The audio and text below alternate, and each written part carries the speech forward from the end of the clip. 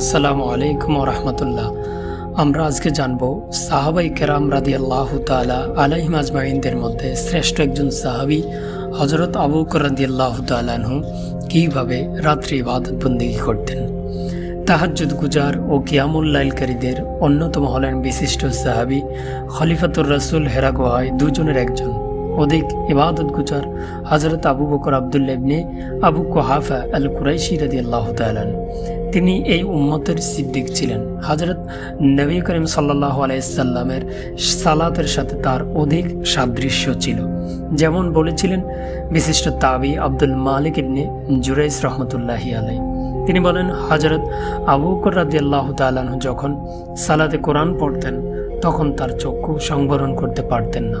আম্মা জান আয়েশা রাদিয়াল্লাহু তাআলা আনহা বললেন, হযরত আবু বকর রাদিয়াল্লাহু তাআলা ছিলেন নরম দিলের মানুষ। যখন তিনি কোরআন তেলাওয়াত করতেন তখন তিনি চোখের অশ্রুকে সংবরণ করতে পারতেন না। আবু বকর রাদিয়াল্লাহু তাআলা আনহু তাহাজ্জুদে কোরআন তেলাওয়াতের মাধ্যমে দণ্ডায়মান হতেন।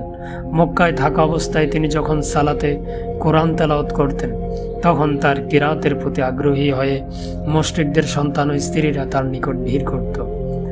আম্মা জান আয়েশা রাদিয়াল্লাহু তাআলা আনহা বললেন, ইবনে দোগানা যখন হযরত আবু বকর রাদিয়াল্লাহু তাআলা আনহুর প্রতিবেশী হলো তখন মুশরিকরা বলল, হে ইবনে দোগানা, আবু বকরকে আদেশ করো সে যেন তার ঘরে বসে রবের ইবাদত করে এবং ঘরে বসে যেন সে কোরআন তেলাওয়াত করে সালাত আদায় করে, আমাদেরকে সে যেন কষ্ট না দেয়, কারণ আমরা আমাদের সন্তান ও স্ত্রীদের ফিতনায় পড়ে যাওয়ার আশঙ্কা করি।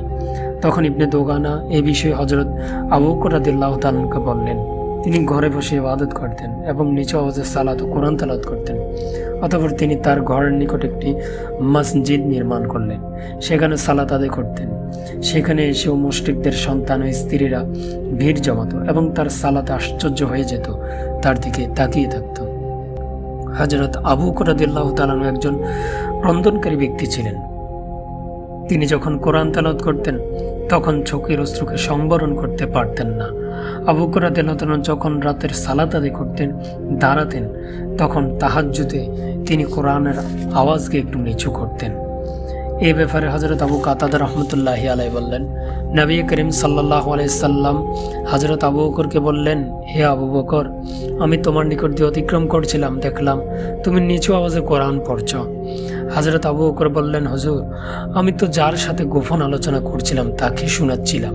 তখন নবী করিম সাল্লাল্লাহু আলাইহি সাল্লাম বললেন, আবু বকর আরও একটু উঁচু আওয়াজে তেলাওয়াত করবে।